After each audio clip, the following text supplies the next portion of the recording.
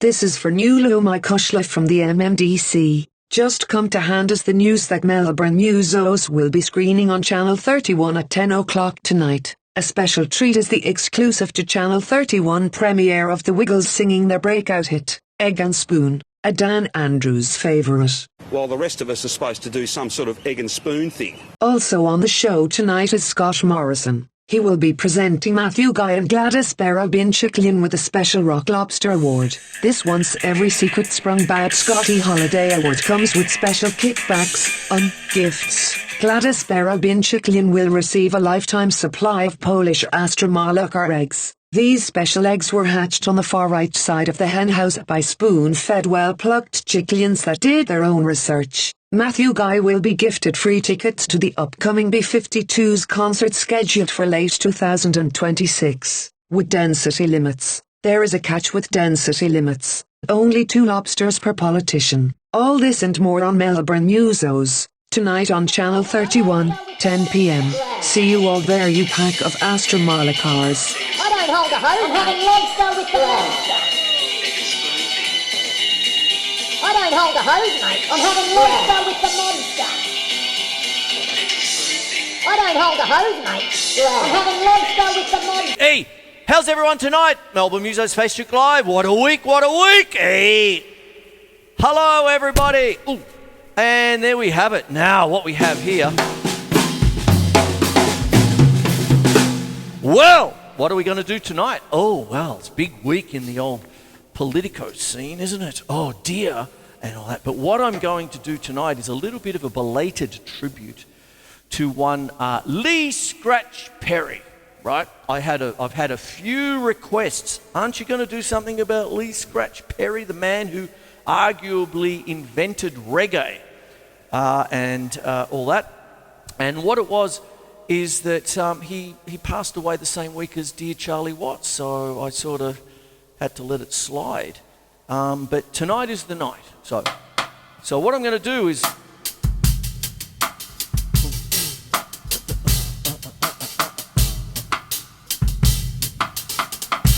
get something happening with the old dub reggae stuff.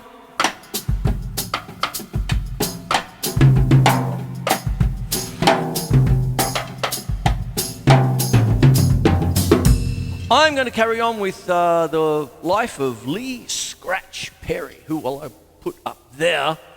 And what we have with his life is that he essentially was one of the, arguably, as I said, invented reggae. He's worked with so many different people, from Bob Marley and the Wailers to the Clash, Beastie Boys, you name it, he's on it, all that stuff.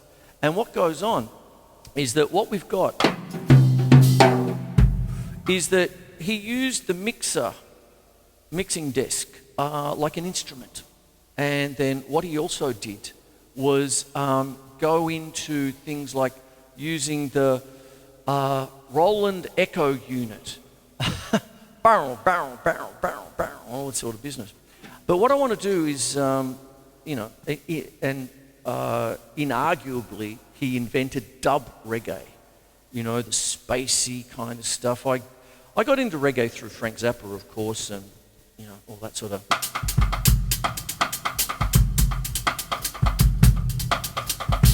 all that sort of stuff through Vinnie Colaiuta and all that. Joe's Garage, 1979, the album where they said they made...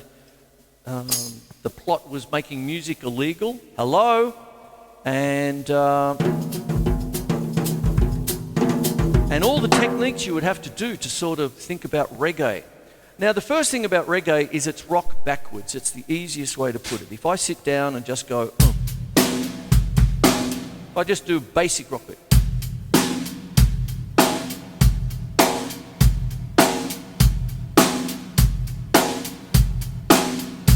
And then turn it around, maybe take the snares off and put in a rim click and do it backwards. There's your start.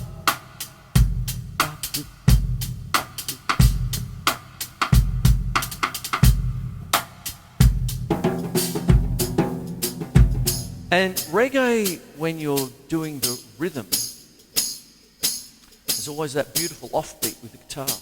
Chink, chink, chink, chink, chink. So that's why I have the old hi-hat there. I'll have that pumping away. And then what goes on is that if you're going to put in the bass drum on 3, 1, 2, 3, 4, 1, 2, it's back! I'm back! The dub horns are back.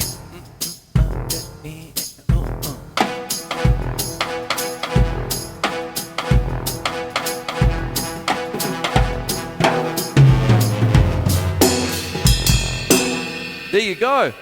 Hello, boys. Thank you for turning up. Oh, it's live. All right.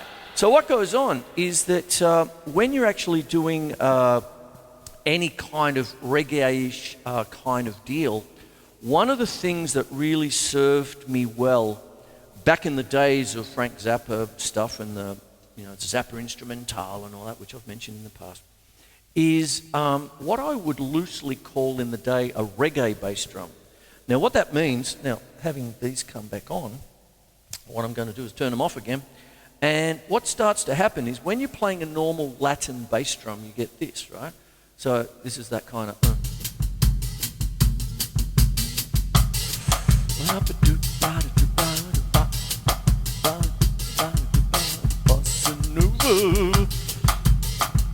Blame it on the bossa nova.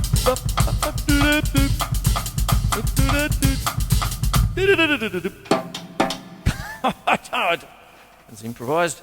But when you take that that kind of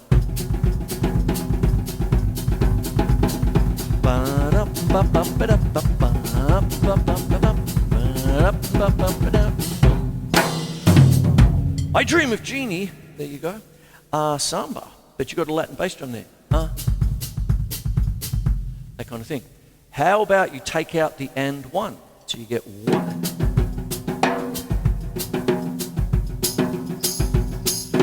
Make the hi-hat a bit heavy.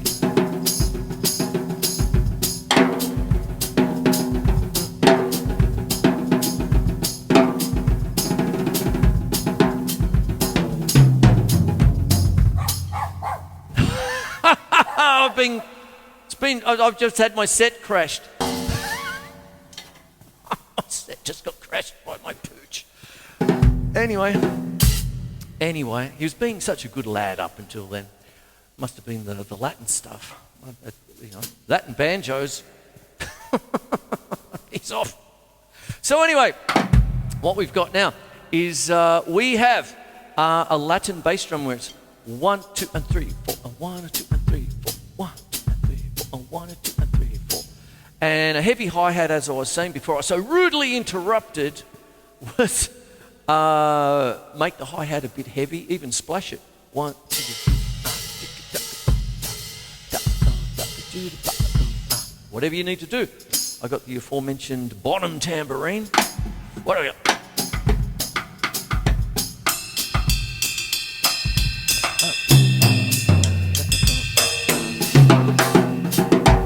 And dub horns back in. Now I've got an ancient Apple notebook here, and I've got good old GarageBand. And look at what I've got, dub horns. Where do you think the word dub came from? Mr. Perry himself. So there you go. He used to dub things in. Oh, so on. So what you've got is, what have I got?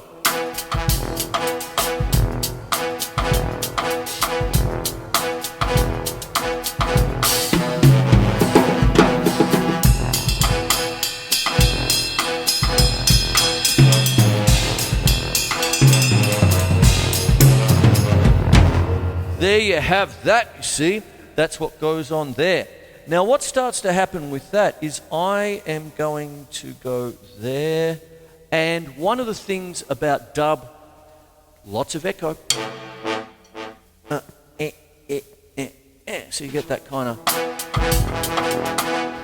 One of the things about Scratch Perry is I'm talking about the reggae bass drum, as I call it, but when you're actually sort of doing a kind of a half time, right?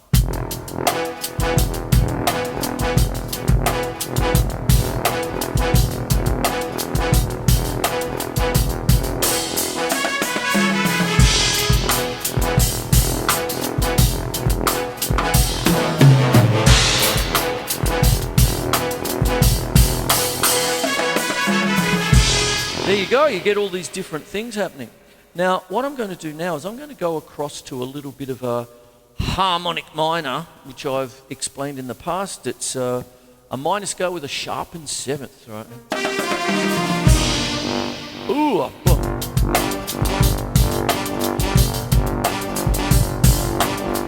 this particular one's in G.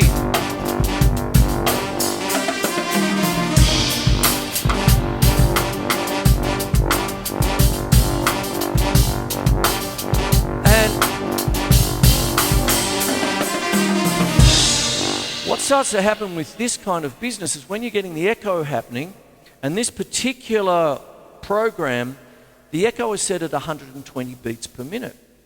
You see, so what happens? It's literally a half a second, you know, that kind of thing. It's set to the computer's clock, and it doesn't change. I'm sure I could buy something where it changes, that'd be nice, but I'm going with that. Now, what starts to happen is that then you can start to play with the echo itself and start to have it like a polyrhythmic thing. Okay. Always remember that this was all coming up during the late 70s, early 80s. I remember those days, and guitarists, when they wanted the Pink Floyd sound, they'd get the Roland echo unit and all that.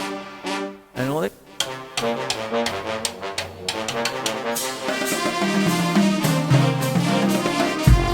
So you get that kind of thing.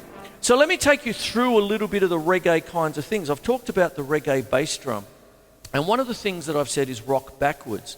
Now, one of the things about this kind of business is that you've got to think of your time signatures. And really, you really deal with your simple time and your compound time. Simple time meaning anything that's divisible by 2. So what happens is when you're dealing with just straight up reggae, say like a 4 on the floor half time. So you might get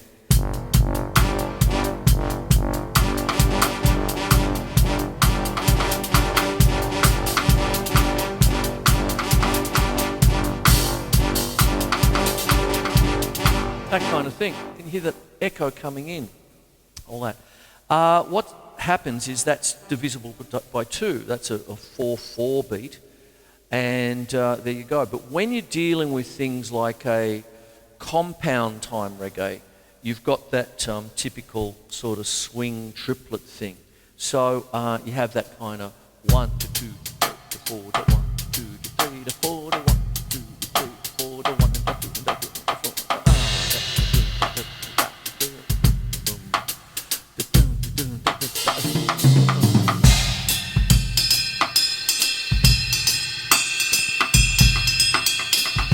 Now, I was saying to Marcus just before, I've actually done this already this year. It was one of the last shows I did at the Alex Theatre that I did there during my run there. And one of the things that I used to do to get that kind of Zappa kind of Lucille has messed my mind up kind of beat and all that was essentially also Zoota Lewis as well, the live versions that he did. Not the original, because that's fairly straight, but the live versions. Was the good old double paradiddle, but with a left-hand start, phrased as triplets, if you will, or if you want to, treat it like 12/8.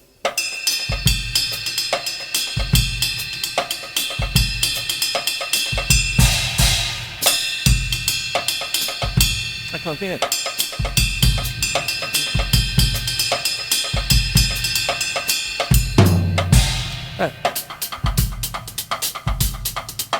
That sort of business there. Now, one of the other things that you can do with that is, from the point of view of just a straight up drumming thing, is if you've got your hi-hat on the, if you're going to treat it like triplets, like 1 and a 2 and a 3 and a 4 and a 1 and a 2 and a 3 and a 4 and a...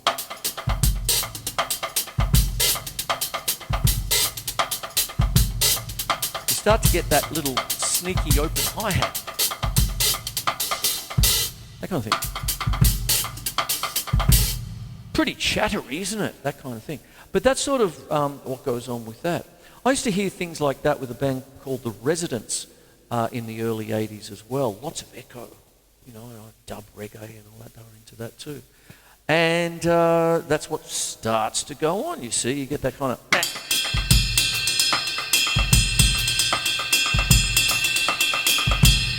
So on it goes. So when you're starting to do this kind of business, you've got a lot of different things happening.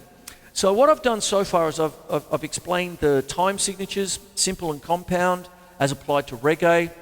I've talked about Scratch Perry doing being the inventor of this, the dub reggae kind of thing, so much so that I'm using dub horns. That's where the name comes from. So you get... So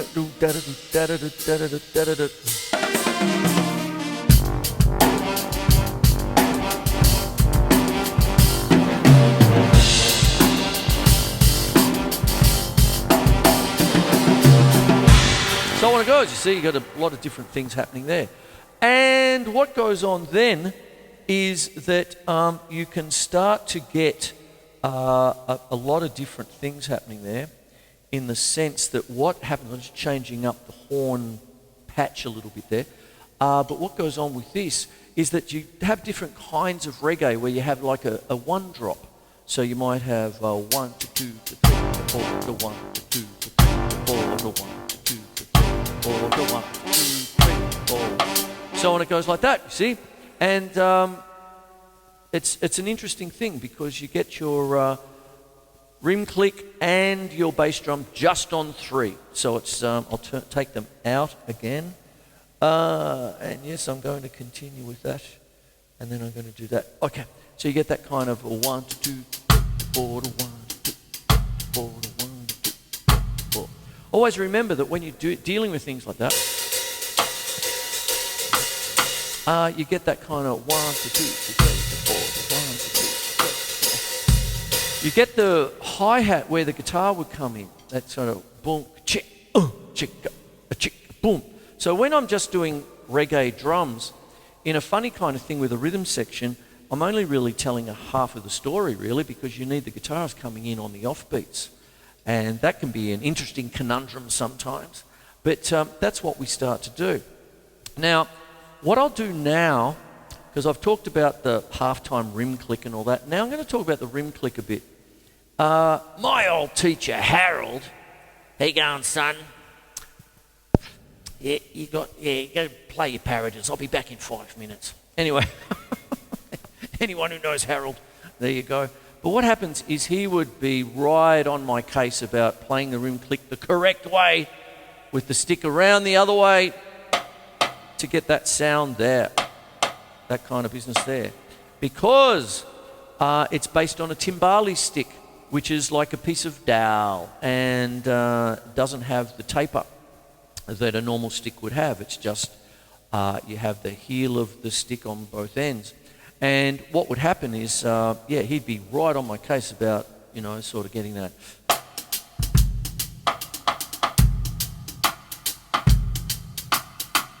So on like that. Now, just as an, dead, shit. Here you go, you see. So I'm a bit on my case with my students about that, when you're doing a rim click that way. When you're doing things like...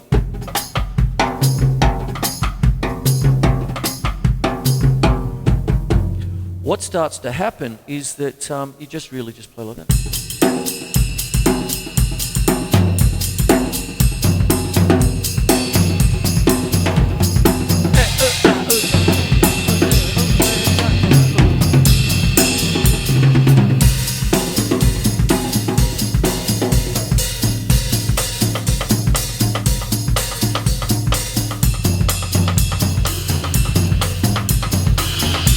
So on it goes like that. So you got all your different kinds of little rhythms there.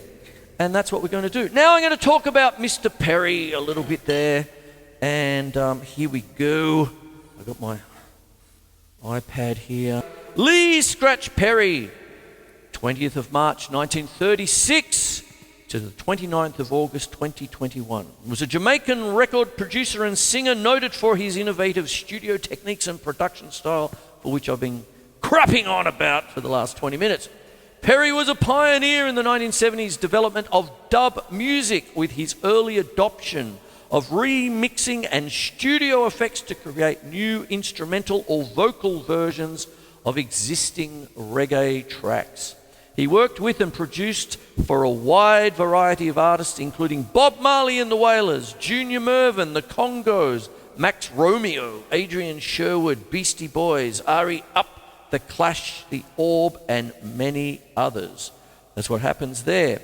As I keep on going, what we have is we have early work in the late 1950s as a record seller for Clement Coxzone Dodd's sound system. And that's where his musical career began. So he started very, very early. And his first major single was a thing called People Funny Boy, okay, which was an insult directed to his old boss. And that's what happens there. And it's the first use of samples, really, because he used, if you could call a sample in the late 50s, but he actually took a tape of a crying baby, and the baby, and just used that like the click track, like what I'm doing now. And that's what goes on. Then he had the Black Ark. Where's that time? 1973, Perry built a studio in his backyard, the Black Ark, to have more control over his productions, and continued to produce notable musicians such as Bob Marley and the Wailers, Junior Biles, Junior Murvin, I've already said these dudes, the Heptones, the Congos, and Max Romeo. I've already done all that. And there's plenty of stuff. Go check it out. Have a look. I mean, I suppose, if anything, I'm coming a bit late to Lee Perry. I'm doing this episode as a request. I was just going, when are you going to do a tribute on Lee Scratch Perry? He passed away. I said, I've just done one on Charlie Watts. Why is my show all of a sudden nothing but tributes? You know, everyone's dropping off the perch, sadly, but he had a long, wondrous life, ups and downs, money come, money go, all that business. But one of the things that is his huge, the word dub. He started it. There it is. So if I put this back on and I start using different little things.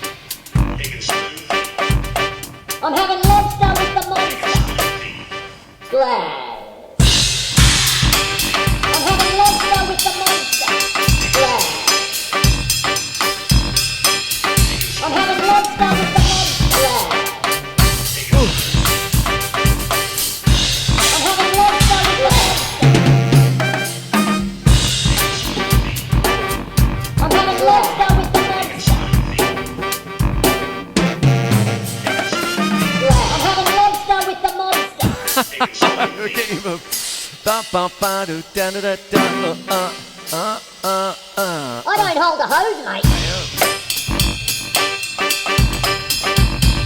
I don't hold a hose, mate. I don't hold a hose, mate. I don't hold a hose, mate. I don't hold a hose, mate. I signed up for a national plan for Australia, not a national plan for Sydney. I signed up for a national plan for Australia, not a national plan for Sydney. I signed up for a national plan for Australia, not a national plan for Sydney. I signed up for a national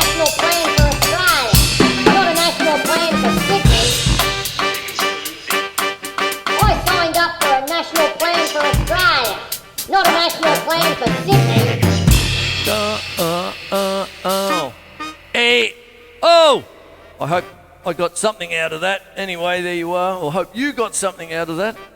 Anyway. And there it is, you see. So what have I got there? I've got the G harmonic there. I've got the little bit of echo dub horns. So you get that kind of...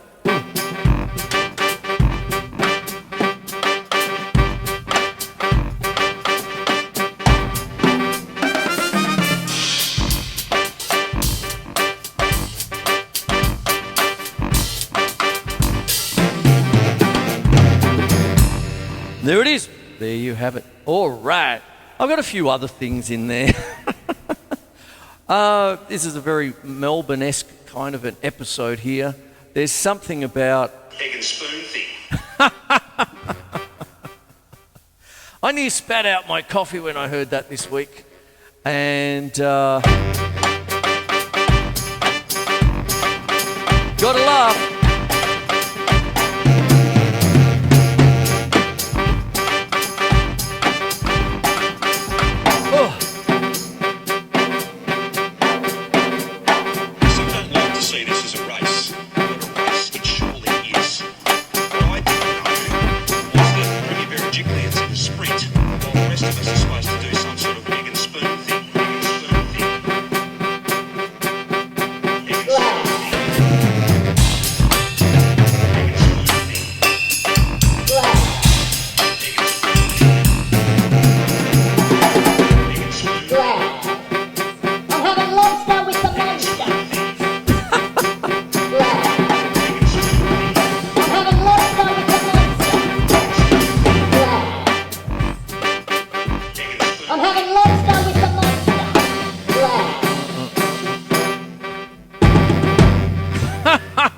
Anyway, there you go. I hope that's all right.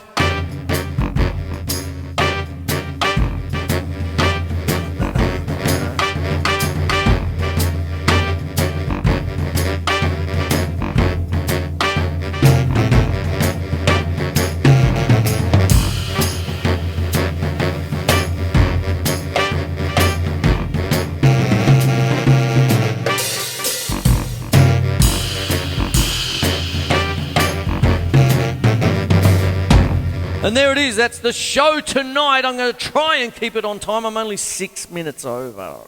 Anyway, there you go. And what it is, it's just about a bit of a tribute to Lee Scratch Perry. What I did was take his influences and apply them to current day things. He did singles where the click track was a baby crying. I've got a click track that goes egg and spoon thing, mate. I'm having lobster with the mobster. Yeah, and then all sorts of things. I don't hold a hose, mate. And there I we go. signed up for a national plan for Australia, not a national plan for Sydney. And there you go. So it's topical, as was he. There you go. So I suppose I will sign off. Hey.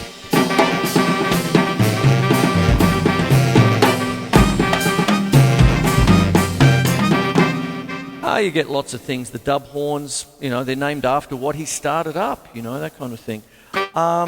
He would do, like, there's a lot of this too.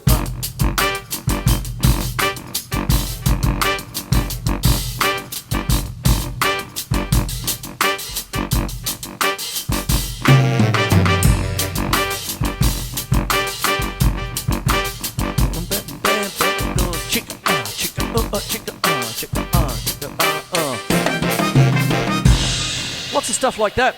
And just the influence that he had, especially in the late 70s into the early 80s, you know, in the days of...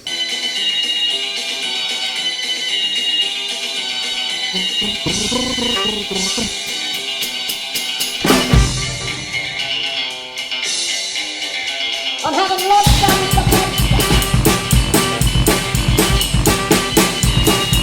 I'm having lobster with the mobster.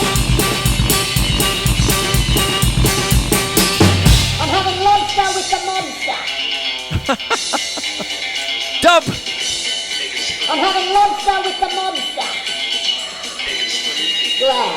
I'm having lobster with the monster. I don't hold a hose, mate. That's the show. I'm having lobster with I don't hold a hose, mate. Yeah. I'm having lobster. I don't hold a hose, mate. Yeah. I'm having hold a hose, mate. Yeah. I don't hold a hose, mate. With the monster. Yeah. I don't hold a hose. I'm having lobster with the monster. I don't hold a hose, mate. I'm having lobster with the monster. I don't hold a hose, mate. I'm having lobster with the monster. I don't hold a hose, mate. I'm having lobster with the monster. I don't hold a hose, mate. I'm having lobster with the